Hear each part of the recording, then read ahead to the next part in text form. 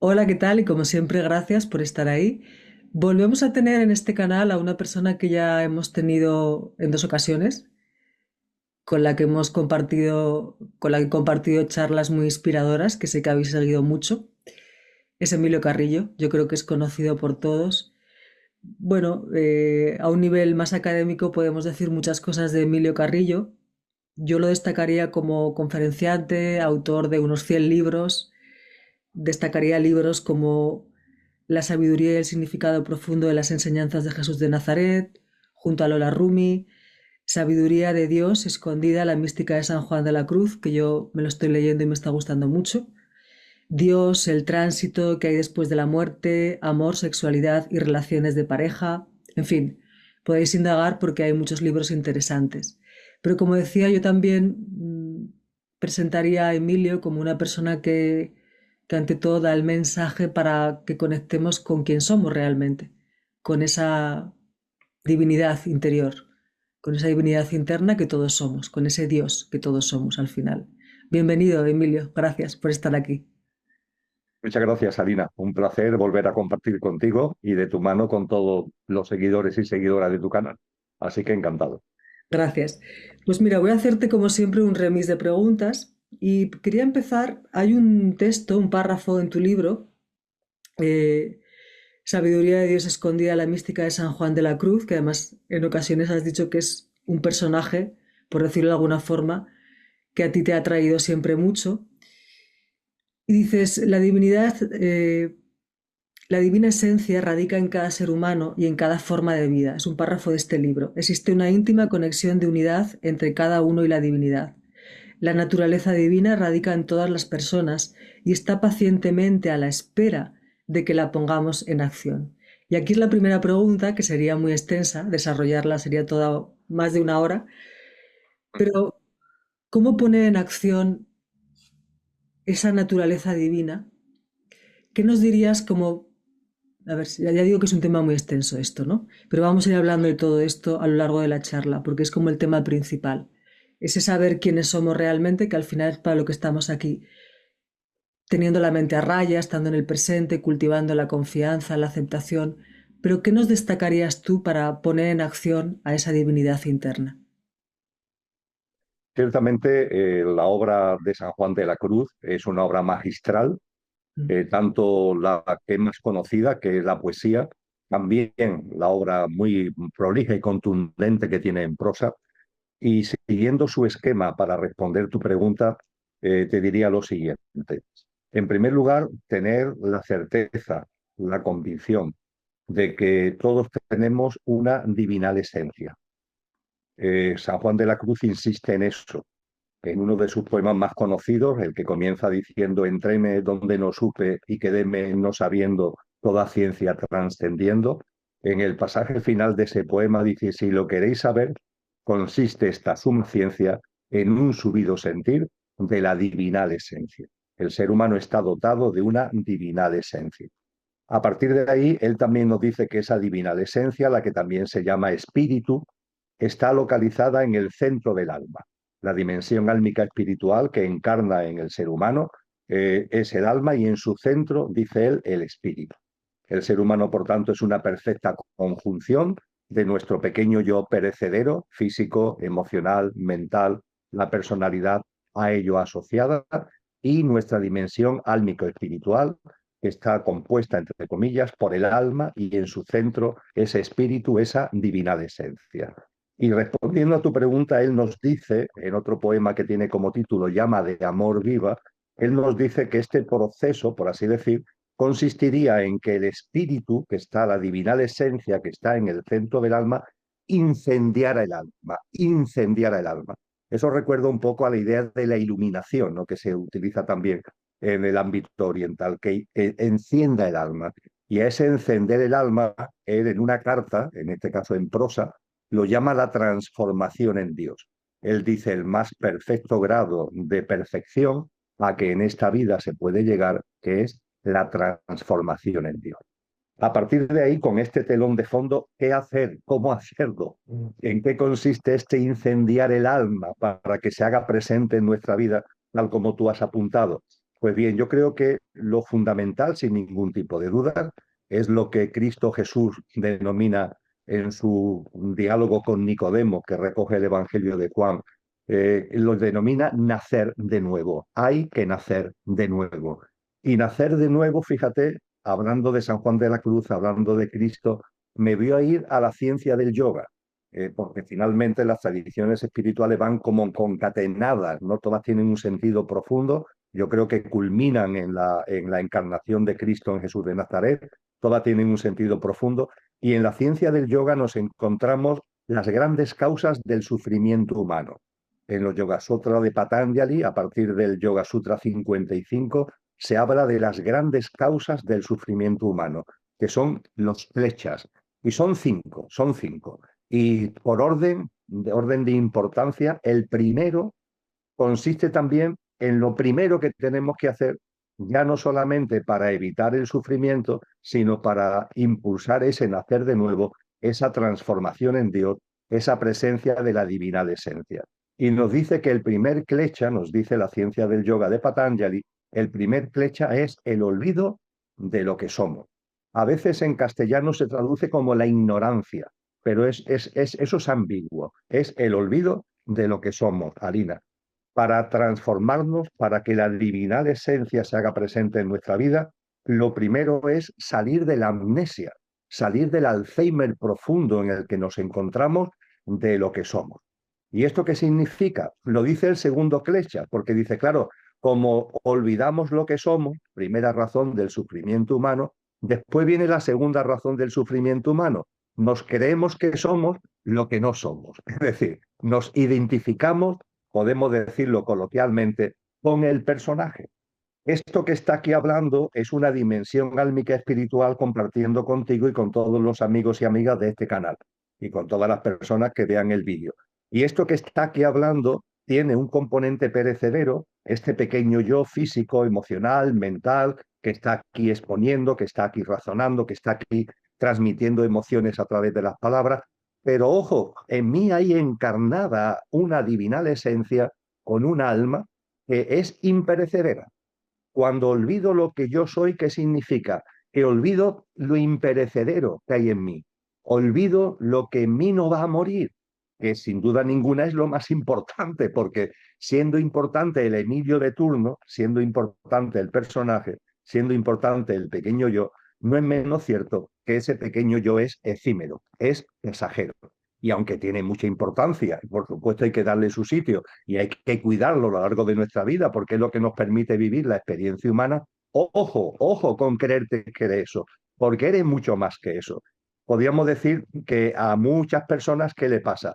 Que viven la vida creyendo que son el Emilio de turno y enfocan la vida, sus decisiones, sus acciones, su dinámica de vida, siempre desde el planteamiento del pequeño yo pasajero y efímero, olvidando lo que somos y sin darle sitio en la vida a lo que realmente somos. Nacer de nuevo, la transformación en Dios, la presencia de la divinal esencia significa anteponer lo que realmente somos, no olvidar nunca lo que realmente somos y que lo pasajero y efímero que hay en nosotros, el pequeño yo, esté al servicio de lo que realmente somos y actuando y comportándose y con emociones y con pensamientos, etcétera, etcétera, alineados y con sentido desde el punto de vista de lo que realmente somos. Si una persona va avanzando en ese camino, se va dando lo que la mística denomina la presencia de lo que realmente es, que va abriendo la experiencia divinal del ser humano aún encarnado en esta materia. A mí me ayuda lo que estabas diciendo, a veces ayuda mucho, bueno, para mí misma lo primero, ¿no? Pero es algo que yo suelo aplicar en los cursos, o ahora que estaba haciendo una consulta lo estaba utilizando. A veces vemos a las personas, ¿no?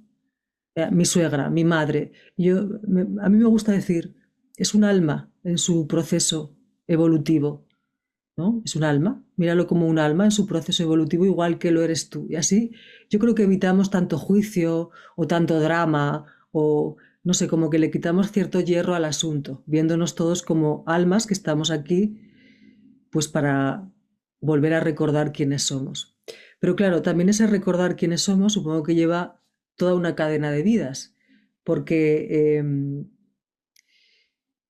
al final a qué venimos aquí, a recordar quiénes somos. Eso es lo que yo entiendo.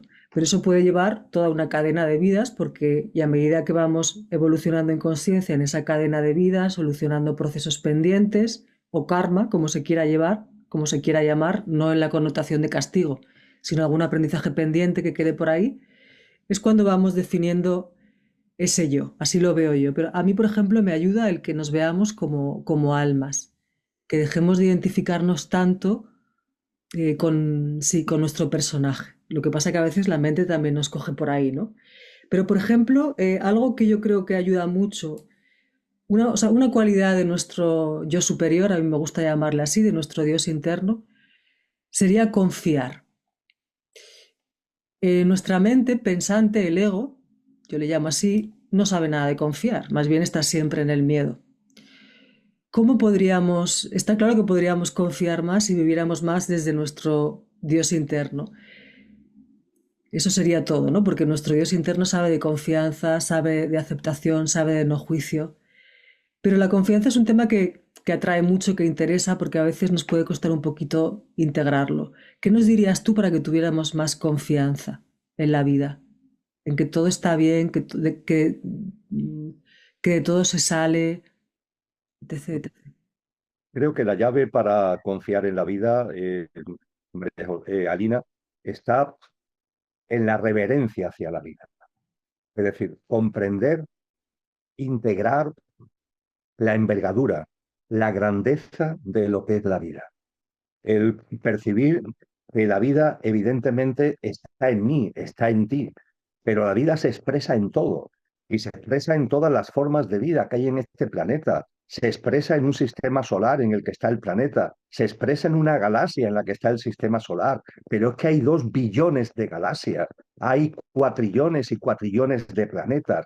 La vida es una inmensidad y conforme más sabemos del cosmos, más sabemos de la vida, más sabemos de que en ella todo tiene un orden. Hay un orden natural, hay unas sincronías, todo está en movimiento, por ejemplo, pero no está en movimiento caótico, hay ciclos, ciclos perfectos, los soles, los planetas, la propia biología humana, la naturaleza que nos acompaña. La inmensidad de la vida es espectacular.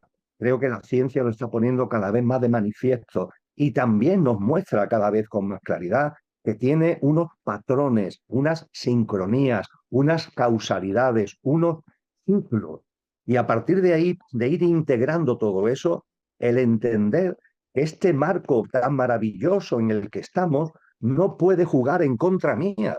Yo no puedo estar en este marco tan esplendoroso como que ese marco va en contra mía. El sentido común lleva a recapacitar y a reflexionar y a darnos cuenta de todo lo contrario. Si yo vivo en este marco de vida, si yo participo en este marco de vida, la vida que soy yo y la vida que me rodea por todos sitios, estamos alineados y por tanto esa vida, entre comillas, me abraza.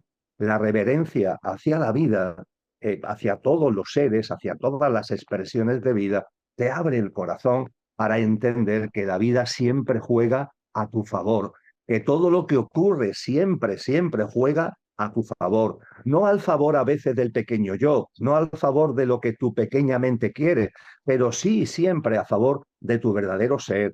Juega siempre las experiencias, incluso las noches oscuras de las que hemos hablado tú y yo en este contexto. Las noches oscuras cuando aparecen en la vida tienen un sentido profundo, no son obstáculos, son trampolines para tu evolución, para el recuerdo de lo que somos, para que ese recuerdo de lo que somos lo vayas plasmando en tu vida cotidiana. Y la vida siempre juega a favor.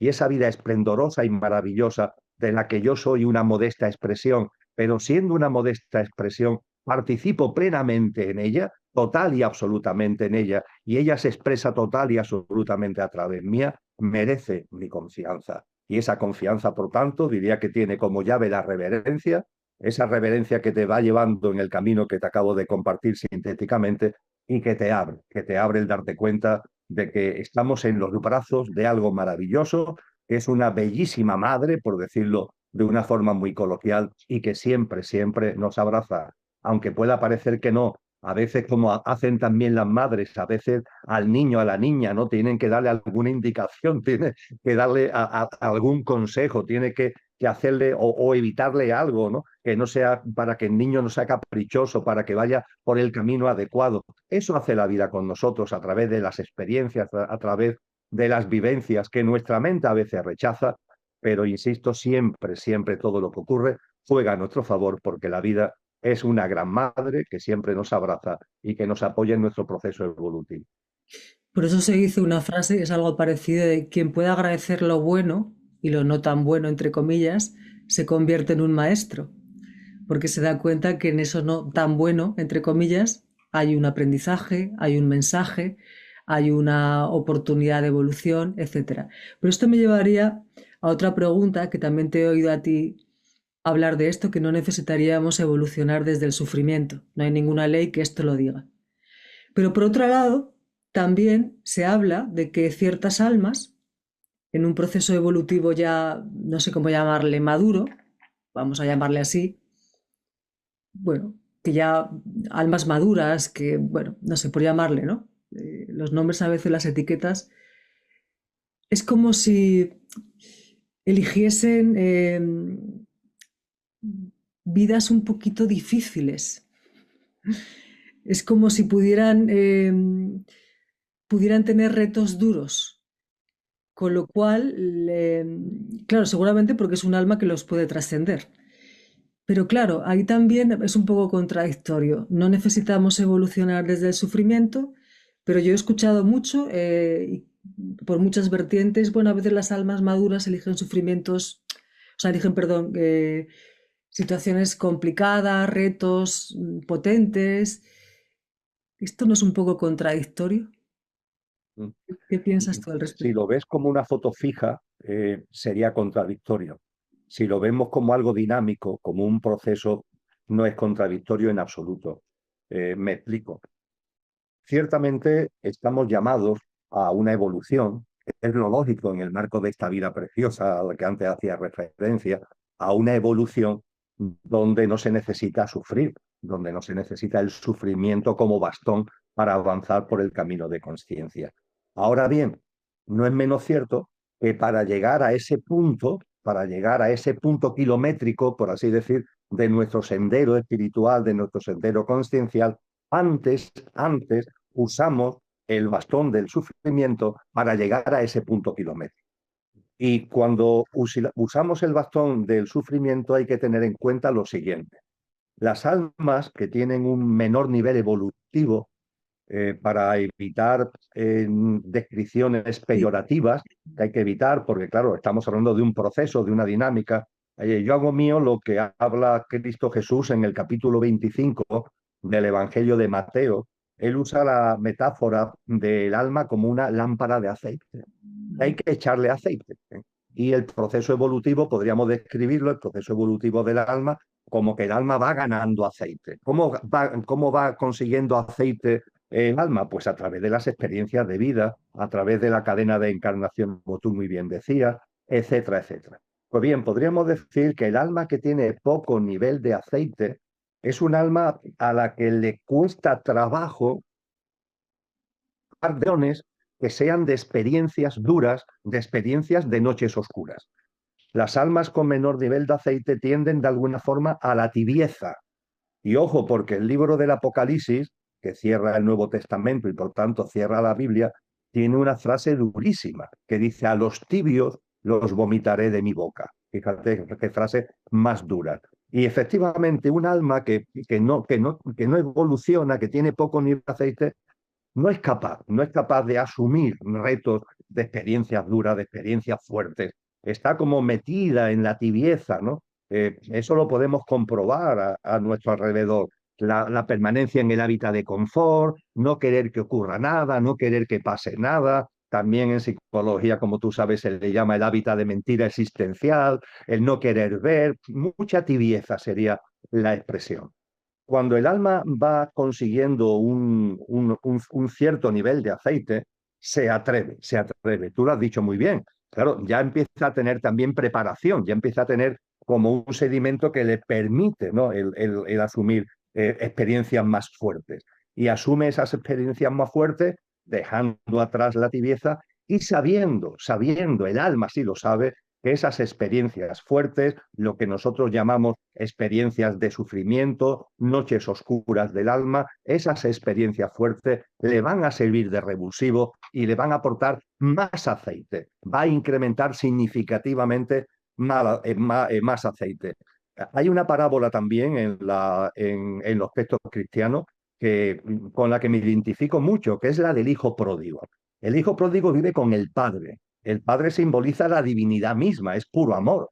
Y el hijo pródigo hay un momento determinado que le dice al padre, oye, dame la parte de herencia que me corresponde, que quiero vivir mi vida.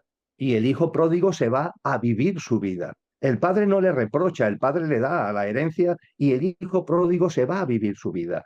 Esa vida es la que yo he vivido, confieso que he vivido y posiblemente todavía la siga viviendo, que es el hijo pródigo que se ha ido, que se ha alejado de lo divino y que intenta conseguir todo fuera, la felicidad fuera, los placeres fuera, intenta tirarse al mundo. Oye, pero tirarse al mundo es importante, ¿eh? Es un paso evolutivo.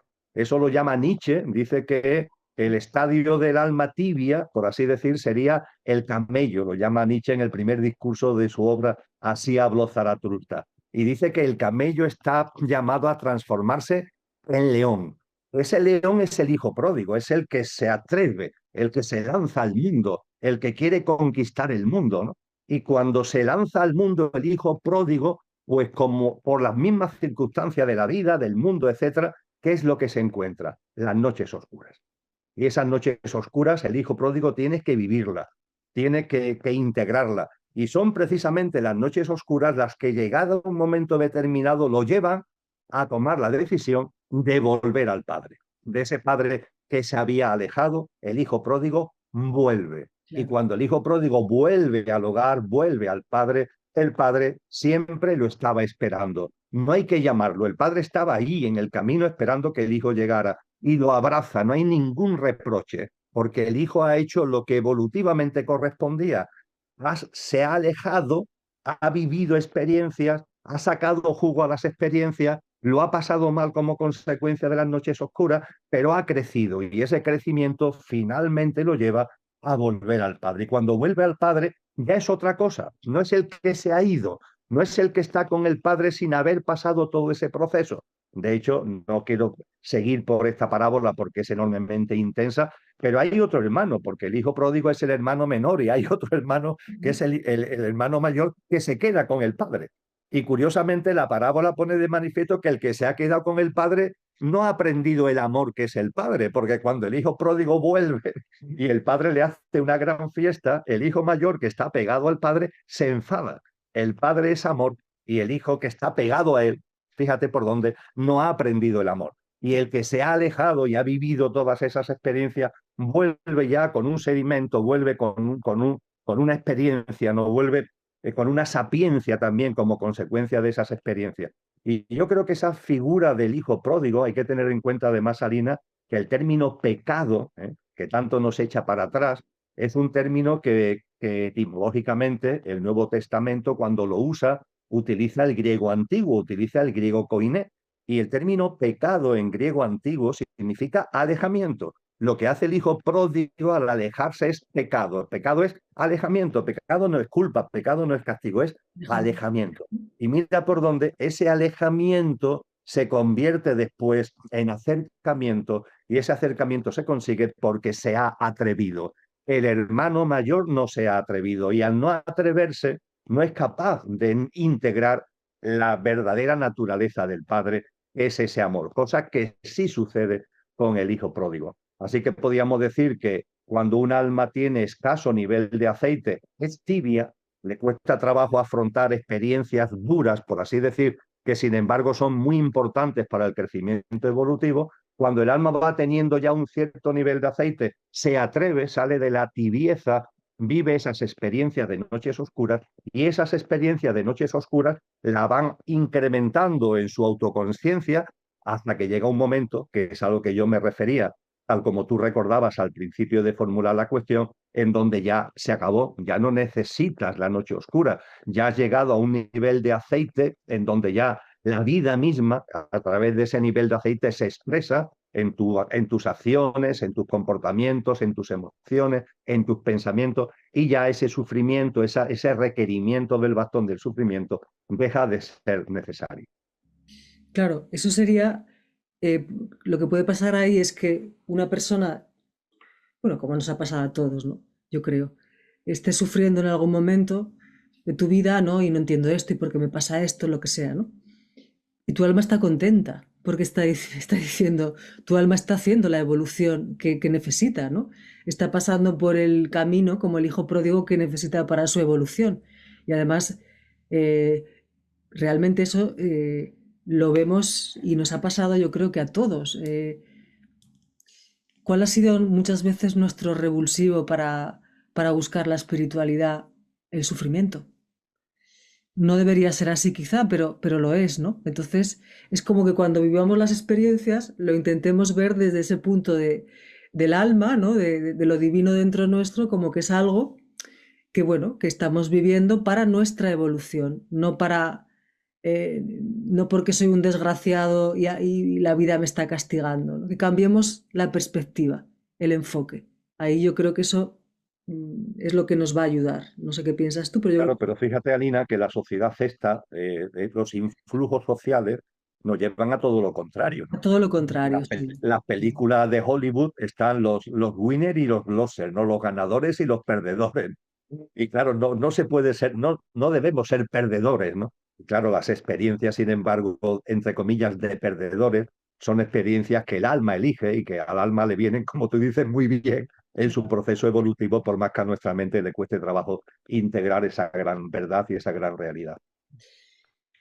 Has dicho algo que, bueno, has nombrado el tema de la culpa, ¿no? Cuando hablabas de la palabra pecado, que significaba que o sea, no tenía nada que ver, distanciamiento, no tenía nada que ver con la culpa. Muchas veces una de las cosas que más, una de las emociones con las que más nos podemos identificar cuando estamos desde el ego, desde el pequeño yo, como le llamas tú, sería la culpa, que siempre atrae autocastigo inconsciente, porque es lo que proyectamos, ¿no? Pero, ¿quién nos va a juzgar cuando nos vayamos de aquí? Quiero decir, nadie, ¿no? Es así, entiendo. Eh, porque incluso la mirada que haremos nosotros de repaso de nuestras vidas o de nuestra vida última, pues me ha faltado esto, me ha faltado. Yo imagino que será así, no sé, tampoco lo sé mucho, pero, pues este proceso lo tengo pendiente, bien. Pero nuestra mirada tampoco va a ser ya desde el juicio, porque ya no está esta mente que está aquí siempre con sus culpas, sus juicios, ¿no? O sea, nadie nos va a juzgar. ¿Por qué nos juzgamos tanto entonces? ¿Por qué conectamos tanto con la culpa? De nuevo es otra cosa que no tiene mucho sentido desde el punto de vista del alma. Sí con la responsabilidad, ojo, ¿no? De tus actos y si puedes reparar y aprender de los errores, por supuesto, pero ya no más, ¿no? Pero alguien nos juzga cuando nos vamos de aquí, cuando hacemos el tránsito. Ciertamente, la vida conlleva una responsabilidad. Sí, eso está Tenemos que claro. ser responsables. Como tú sabes mejor que yo, a través del Ho Oponopono, la vida es responsabilidad de cada uno al 100% y tenemos que asumir esa responsabilidad. Pero evidentemente hay que trascender por completo la idea de juicio, porque efectivamente no hay juicio, nadie te juzga. Cuando desencarnamos, cuando la dimensión álmica espiritual que está actualmente en mí fallezca este tal Emilio y desencarne, esa dimensión álmica espiritual, ese alma con el espíritu en su centro, como dice San Juan de la Cruz, nadie la va a juzgar, no va a ser juzgada. Cuando los textos, como por ejemplo los textos cristianos, hablan del juicio final, están hablando de otra cosa, están hablando de procesos evolutivos, están hablando de cambios de ciclo, no están hablando de que haya un juicio, entre comillas, desde la perspectiva que las religiones dogmatizadas nos quieren enseñar. Correcto. Creo que en el tramo final de la República de Platón, de esa gran obra, donde Platón nos recoge diálogos con su maestro Sócrates, donde se describe en esas últimas páginas una experiencia cercana a la muerte, hace 2500 años, la experiencia cercana a la muerte del soldado armenio y esa experiencia cercana a la muerte lleva a a ese plano en donde las almas están, han desencarnado ¿Y qué es lo que hacen las almas? Las almas no se enjuician. Las almas simplemente, podríamos decir, y hay que decirlo entre comillas, evalúan. Sí, Diríamos, volviendo al ejemplo, a la metáfora del nivel de aceite de la lámpara, el alma toma conciencia del nivel de aceite que tiene en la lámpara. Así de sencillo y así de importante. Se toma conciencia de que en la vida anterior qué aceite le he echado a la lámpara, qué aceite le había echado a la lámpara en otras encarnaciones, en definitiva, cuál es el nivel de aceite que hoy tengo en la lámpara. El alma tiene la lámpara, el alma toma conciencia de eso y a partir de ahí se prepara en su momento, no hay un protocolo de tiempo establecido para volver a encarnar. Y vuelve a encarnar con el objetivo de seguir aportando aceite a la lámpara, con lo que el proceso es, entre comillas, muy limpio. Eso sí, cuando venimos aquí se produce el olvido. De hecho, las almas, cuando van a volver a encarnar, en la obra de Platón, hay una especie de sacerdotisa, que es la Quesis, que les llama almas pasajeras. Vais a volver a encarnar porque es vuestra voluntad, nadie os obliga, y vais a encarnar con el formato que habéis elegido para sacarle jugo a la experiencia. Y le dice también, vais a pasar el río del olvido. Claro, ese río del olvido que hace que cuando estemos aquí tengamos que salir de la amnesia, porque no recordamos las vidas que hemos vivido, no recordamos las experiencias que hemos tenido en otras encarnaciones. Es obligado, Nalina, porque si recordáramos todo lo que hemos vivido en otras sí, encarnaciones, es una no locura. viviríamos esta vida. No, Si mi alma recordara aquí y ahora todo lo tendría vivido en otras sentido. Claro. encarnaciones, no viviría la experiencia Emilio, quedaría abrumada, ¿no?, por todo lo vivido. Ese río del olvido hay que entender que juega también su función, pero lo importante es que el alma lo que hace cuando desencarna y para volver a encarnar es evaluar el nivel de aceite que tiene y a partir de ahí qué es lo que debe, entre comillas, tener como orientación básica ese dharma, propósito de vida que hablan los orientales, el karma también, ¿no?, que acompaña de una encarnación a otra y a partir de ahí pues se plantea esa nueva encarnación en donde, como muy bien finaliza la Kesi su discurso a las almas pasajeras, ella le dice, y cuando volváis a encarnar ahora, recordad que la virtud está a vuestro alcance. Que la hagáis vuestra o no, depende solo de vosotras, porque Dios es inocente. La virtud está a nuestro alcance. Si en la encarnación nueva vamos haciendo nuestro, entre comillas, la virtud, eso en la filosofía griega es un término muy importante que no tiene que ver tampoco con dogmatismos religiosos, si vamos haciendo nuestra la virtud, pues estaremos echando aceite a la lámpara. Si la rechazamos, si despreciamos la virtud, estaremos desperdiciando la nueva encarnación.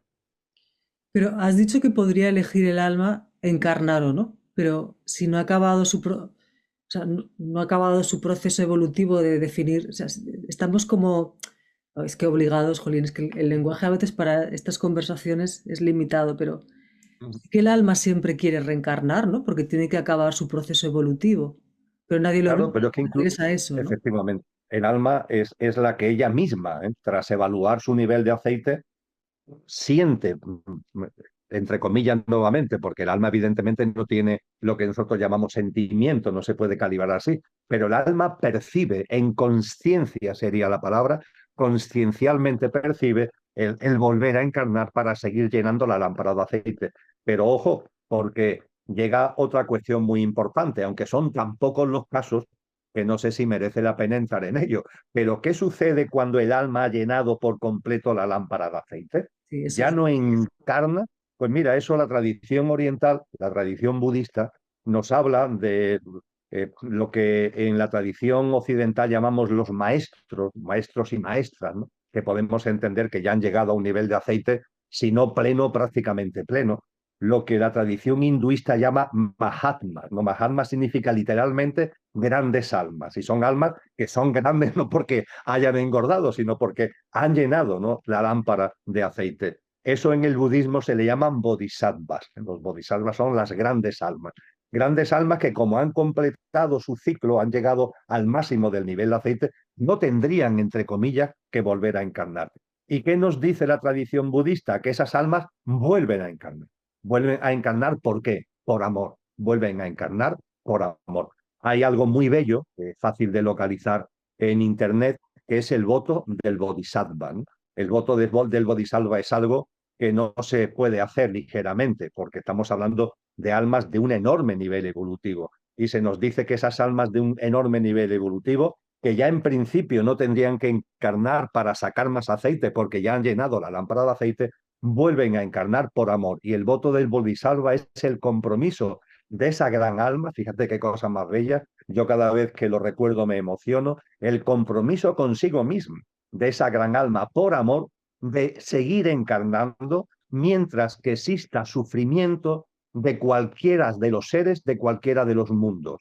Seguir encarnando mientras exista sufrimiento de cualquiera de los seres, de cualquiera de los mundos. Más amor no cabe, no ha llegado a la plenitud, pero esto no es un camino. También esas grandes almas entienden que sí, que hay un proceso que podemos denominar individual, pero finalmente también se percibe que la vida es una y que la vida que se está expresando en mí no es distinta a la vida que se está expresando en ti. Y aparece esa frase, esa expresión que todavía los seres humanos no hemos captado su grandeza, que es la del amor, pero la del amor de verdad, ¿no? Ese amor que es la propia divinidad. A mí me encanta, y termino, la primera carta de Juan en el Nuevo Testamento cristiano, dice esa primera carta de Juan, el amor es de Dios.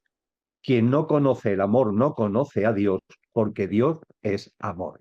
A ese amor es el que yo me refiero, ese Sí. amor que es de Dios, ese amor que es divino. Y el alma cuando llega a ser un alma ya maestra, cuando ha llegado, vive ese amor. Y es ese amor la que, fíjate, aunque ya no es por ella, no es por su proceso, es por amor lo que hace que vuelva a encarnar. Es muy bello y yo creo que marca un horizonte, ¿no? Hacia el que deberíamos ir avanzando con serenidad, pero con conciencia. Sería a veces, no sé si es lo mismo que a veces le ponen también el nombre de avatares, bueno, no lo sé, pero parecido, ¿no?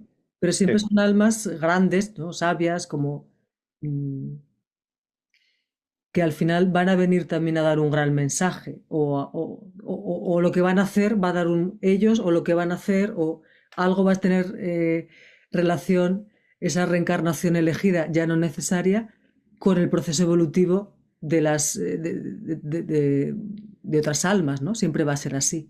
O sea, no vienen a cualquier cosa. No viene a cualquier cosa y tampoco tienen que ser cosas que salgan en televisión. Es decir, Exacto.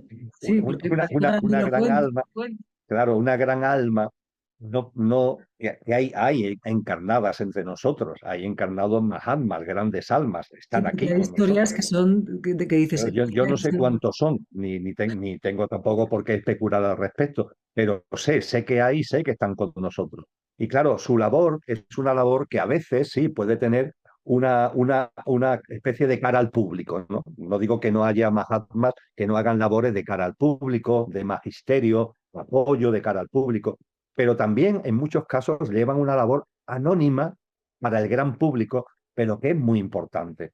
Leí hace tiempo un texto en donde se explicaba que esas almas encarnadas vibran de una manera distinta, es decir, tienen tal nivel de aceite que la propia presencia, aunque esté en un cuerpo físico, están desplegando una vibración enormemente potente. Y esa vibración es la que se hace presente, por ejemplo, en momentos de mucha dificultad.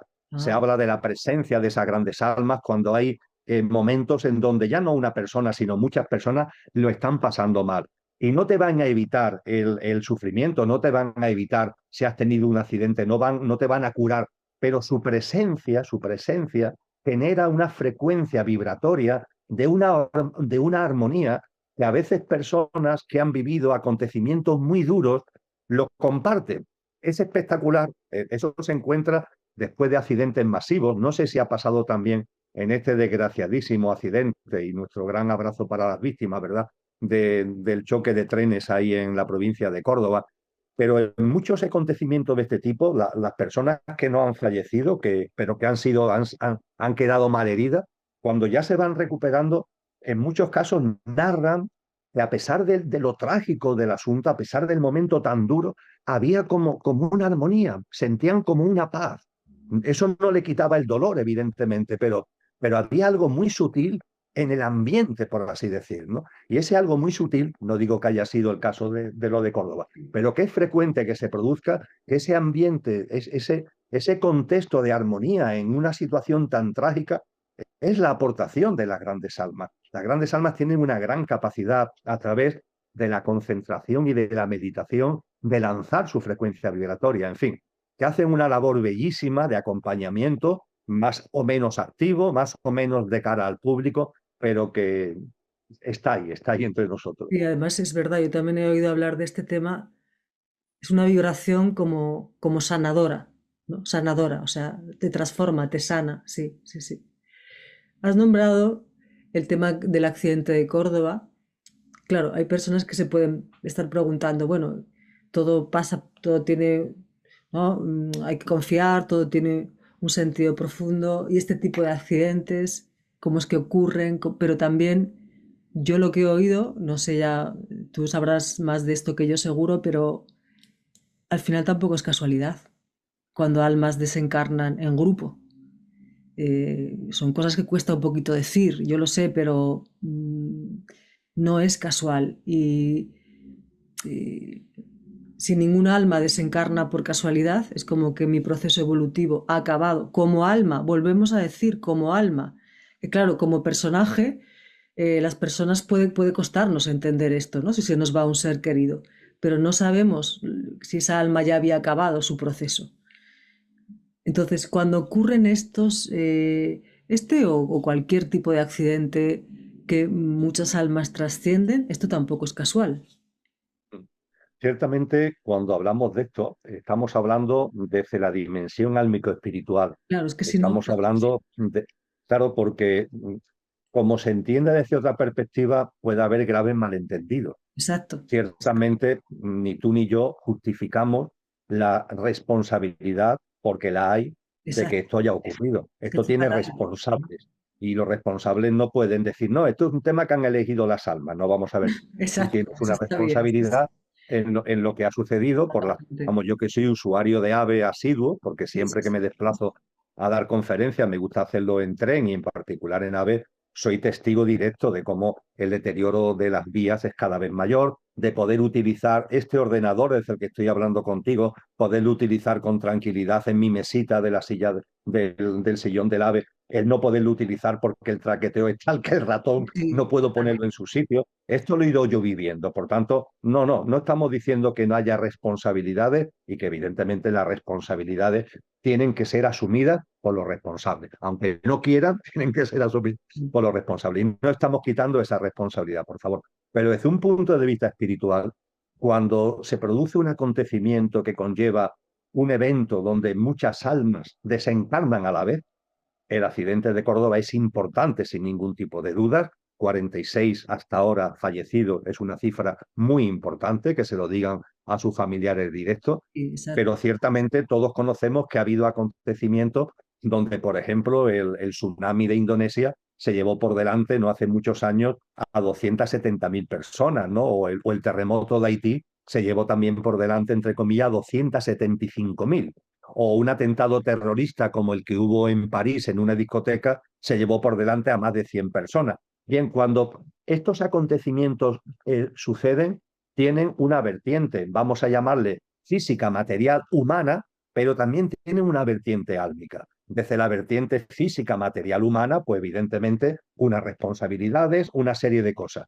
Pero desde el punto de vista álmico, lo que nos han enseñado los maestros es que, sobre todo y fundamentalmente, a esas almas le tenemos que estar especialmente agradecidos porque al desencarnar a la vez están dándole un grito al mundo, Alina. Esas almas que desencarnan a la vez nos están diciendo, oye, ¿a dónde vas? Cuando ocurren este tipo de acontecimientos, la muerte la tenemos delante, lo efímero de la vida lo tenemos delante, lo pasajero de la vida lo tenemos delante, lo absurdo de encadenarte solo a tu pequeño yo sin percibir que hay algo más, también te lo pone en evidencia. Te pone en evidencia, en definitiva, la necesidad de, también se lo oía a un maestro en un momento determinado, de parar el mundo. Estas almas, con ese desencarnar grupal, están dando como una convocatoria a parar el mundo. Esta carrera que estamos siempre, tanto ultra la velocidad, tanta ansiedad, tanto estrés, siempre corriendo, sin saber muy bien para qué, ¿verdad? Ni por qué, Sí, pero siempre corriendo. ese tipo de cosas es para, reflexiona, recapacita, siente evidentemente compasión, haz tuyo el dolor de esas víctimas, de esos familiares, pero sácale también jugo desde el punto de vista de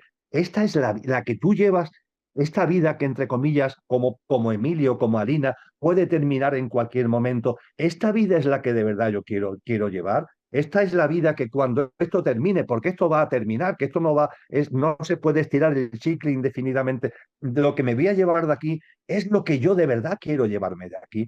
Creo que ese parar el mundo que estas almas hacen con este desencarnar masivo nos tiene que llenar de agradecimiento y ese agradecimiento plasmarlo en sacarle jugo. Yo desde luego cada vez que suceden cosas como esta, yo lo que siento en mi interior es un gong inmenso, ¿no? Para parar, para reflexionar, para agradecer a esas almas que me han tocado el gong y sacarle jugo al gong para mantenerme en un estilo de vida distinto, ir por un camino de vida distinto al que esta sociedad, con tanta locura, con tanto culto a la velocidad, nos mete casi sin darnos cuenta. Totalmente de acuerdo, sí. Además, es verdad, sí, sí, totalmente. Yo cuando pasó lo de Córdoba lo pensaba, ¿no? Digo, esto nos enseña a lo efímera que es la vida y que quizá a veces perdemos mucho el tiempo y no la disfrutamos, ¿no? Entonces, la muerte es la gran maestra que nos enseña a no desperdiciar la vida, sin duda. Y yo creo que a veces, aunque digamos que sí, no la tenemos presente y nos parece que vamos a estar aquí eternamente. Y siempre cuando escuchamos, no sé, cuando pasan estas cosas te hace reflexionar. Y por un tiempo te dura. El tema es que nos tendría que durar más tiempo, ¿no? Bueno, estamos en ello. Esa, ese saber lo efímero de la vida. Mira, hay un poema muy bonito de San Agustín que dice, Padre, estoy buscando, no hago afirmaciones, pero tú, mi Dios, vigila mis pasos y señálame el camino. Amén. A mí me encantan las oraciones. Esto lo planteo porque cambiando un poco de tema y siguiendo con la conexión con nuestro yo superior, nuestra divinidad interna, ¿podemos comunicarnos con nuestro yo superior? Bueno, para mí sí, quiero decir, yo lo hago con total naturalidad. Creo que podemos hablar con nuestro yo superior, hablar en el sentido de pedirle, como hace San Agustín, porque señálame el camino, ¿no? Es como pedirle a tú, me aparto, no sé por dónde ir, señálame el camino porque estoy perdido. A veces es como humilde decirlo, ¿no? Desde el personaje ya no. Señálame el camino. Claro, y tendremos que estar después atentos a las inspiraciones que nos vengan, mm, esas, esas intuiciones, esas ganas de hacer algo, de llamar a alguien, de seguir otro camino, de cambiar de rumbo, esas señales, sincronicidades, porque cuando tú dices con sinceridad, Padre, señálame el camino, eh, Padre, como queramos llamarlo, tiene que ser sincero, ¿no? Pero podemos pedirle a nuestro yo superior, a quien somos realmente, al conductor que le llamas tú, que nos guíe, sin duda, y esperar su guía. Y, y claro que sí, Alina, y no solamente pedirlo, que por supuesto que sí, expresarlo, que por supuesto que sí, sino tomar conciencia de que esa voz, esa Está orientación, guiando, siempre siempre está. está ahí. Quizás el pedirlo es como quitarnos el tapón de los oídos, Sí, ¿sabes? sí, ¿Qué es lo que exacto. significa Sí. realmente pedirlo? Porque siempre Es como está tomar ahí. conciencia de, estás ahí, vale, ahora lo sé, ¿no? Fíjate, Agustín de Hipona, que tuvo una vida díscola, vamos a llamarla así, durante un tiempo, hasta que dio un giro hacia Cristo, ¿no? Que fue lo que lo transformó por completo. Él tiene un libro donde describe su camino de hijo pródigo, al que hacíamos referencia antes, con sus experiencias, con sus noches oscuras. El libro tiene como título Confesiones. Es un libro que se compone de 12 libritos, no es un libro extenso, y en el libro 10, apartado 27, narra el momento culmen donde ya plaf, se produce el clic en él que lo lleva a la de ese nacer de nuevo al que hacíamos referencia antes. Y él dice, fíjate qué cosa más bella, Alina, él dice, tarde os amé, hermosura tan antigua y tan nueva, tarde os amé. Y he aquí que vos estabais dentro de mí y yo de mí mismo estaba fuera. Vos estabais conmigo y yo no estaba con vos. Me apartaban de vos todas aquellas cosas que si vos no fueseis, no serían. Es, es de una belleza, es primorosa, ¿no? darnos cuenta que está aquí, soy yo el que estoy fuera, embarazado en mi pequeño yo, en lugar de dar en valor mi verdadera esencia.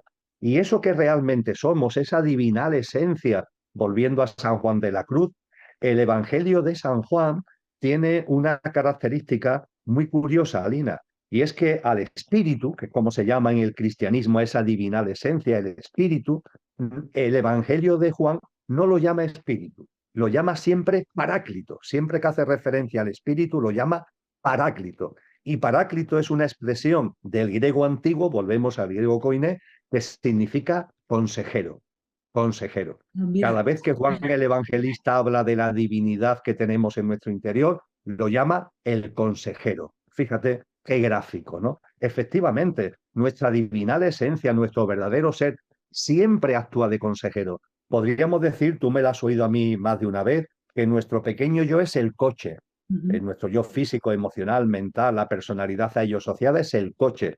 Y en el coche encarna la dimensión álmico-espiritual, que sería el conductor, ¿verdad? Bueno, pues el conductor está siempre ahí. Ese consejero, ese conductor, siempre está ahí. ¿Cuál es el problema? Que el coche se olvida del conductor, ese olvido al que hacíamos mención también hace un rato, y el coche entonces se convierte en un coche loco, que es lo que nos pasa, ¿verdad? Que en demasiados momentos nos convertimos en coches locos porque no tiene el mando consciente del conductor. Pero el conductor está ahí, el consejo del conductor está ahí, las ganas del conductor de tomar el mando del coche está ahí. ¿Qué es lo que tenemos que hacer? Permitirlo, permitirlo. Por eso también en las tradiciones espirituales se habla mucho de la necesidad del desalojo. Y el desalojo no es ni mucho menos una especie de renuncia o de rechazo, no, no. El desalojo es darnos cuenta que nuestro ego tiene tanto peso que todo lo ocupa. sí, Y tenemos como que sacar tantos muebles, no hay que sacar tantos muebles del ego de la casa para que es en lo que realmente somos se haga presente. Y cuando se hace presente es el consejero, es el paráclito. Y esa oración preciosa de Agustín de Hipona tiene mucho más que ver con quitarse los tapones, ¿no? Cuando pido, significa que me estoy quitando los tapones para oír esa voz, escuchar, mejor dicho, esa voz que siempre está ahí.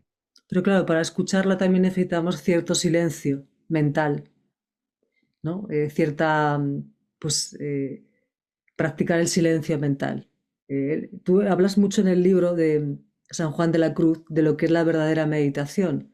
No es, busco el silencio, es algo como mucho más trascendental, ¿no? Es una experiencia en la que sientes esa fusión con quien eres realmente. Pero claro, el consejero está ahí siempre, le podemos pedir guía porque está ahí, para eso. Pero claro, luego también tenemos que saber escucharle y para eso necesitamos cierto silencio mental, ¿no? Practicar el silencio, lo que decíamos, ¿no?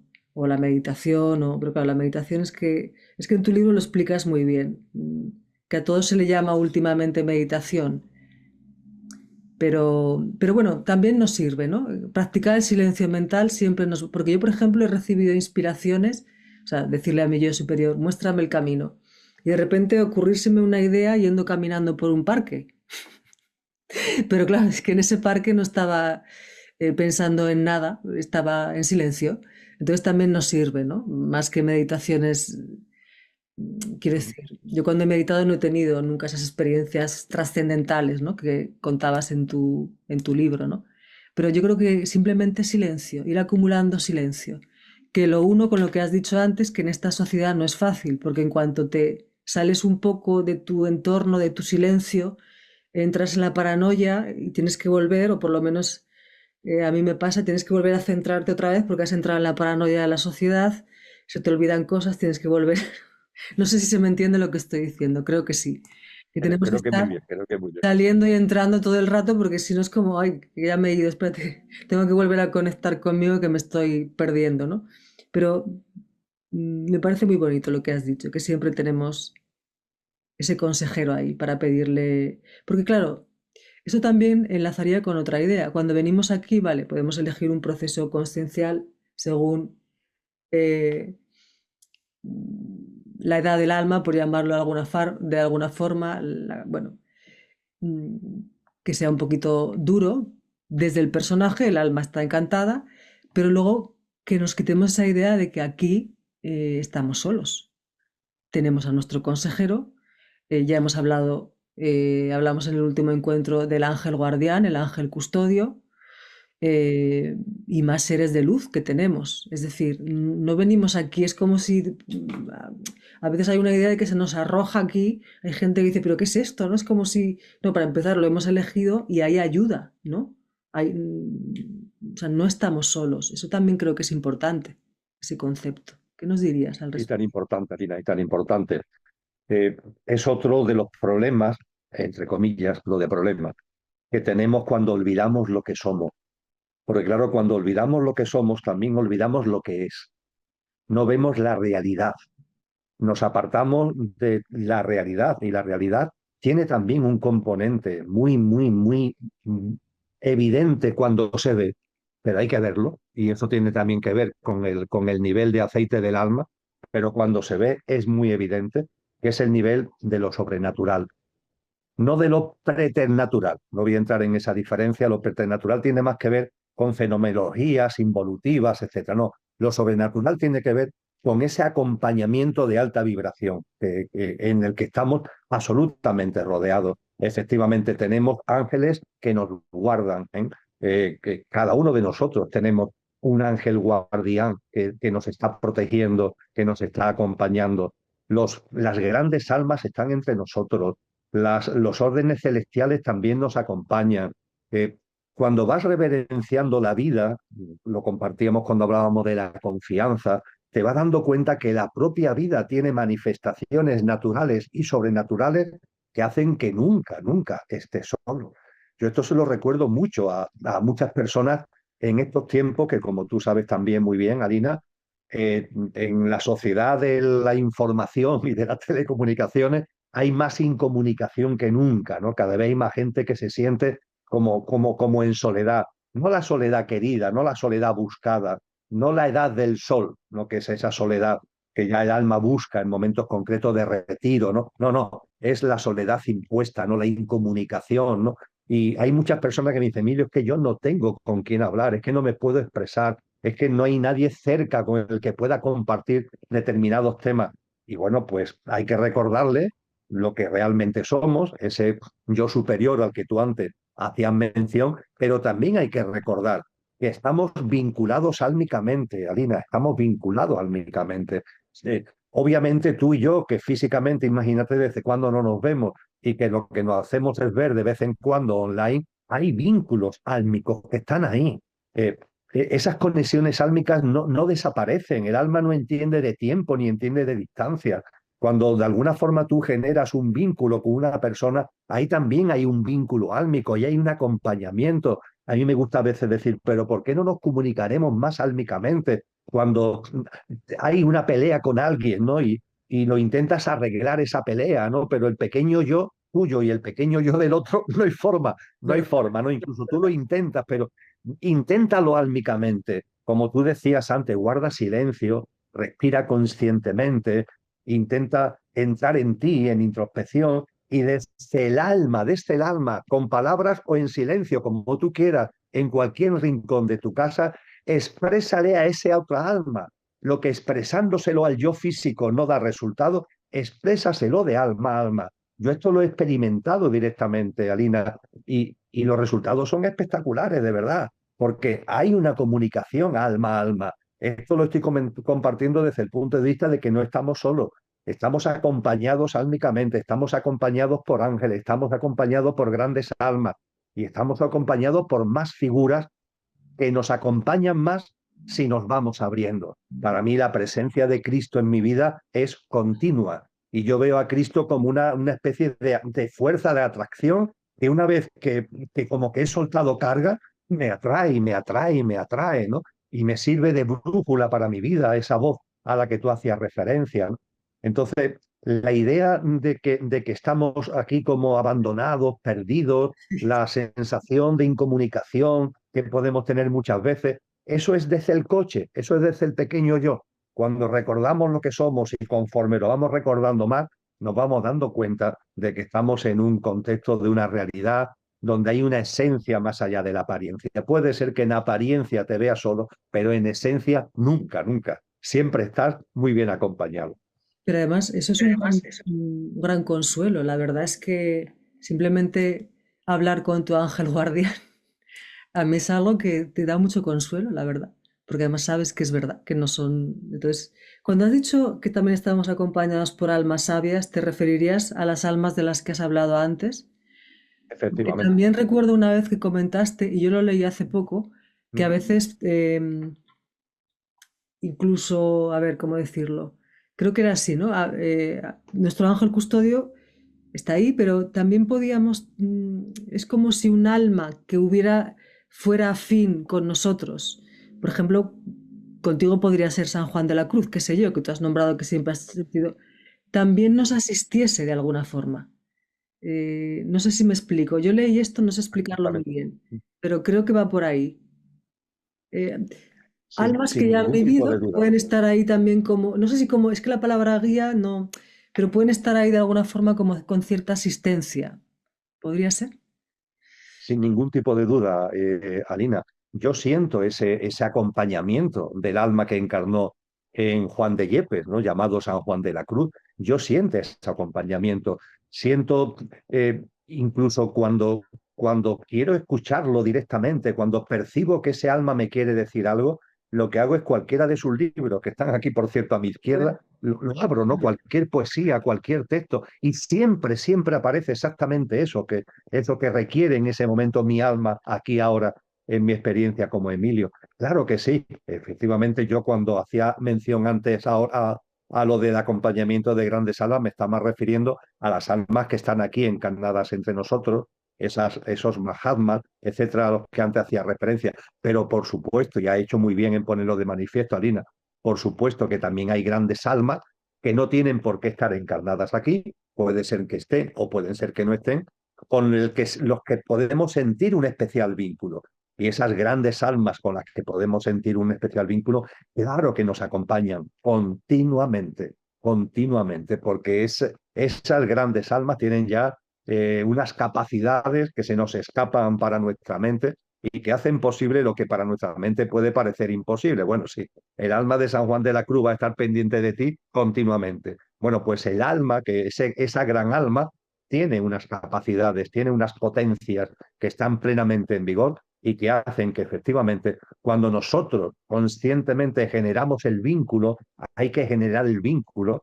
Yo creo que esto muchas personas tienen esos vínculos espirituales y pueden atestiguar lo que yo estoy compartiendo. Cuando tenemos vínculos con figuras espirituales, percibimos el acompañamiento, el apoyo, el consejo que se nos da a través de ese vínculo. Sí, yo creo que eso también sea cierto. Sí, sí, sí.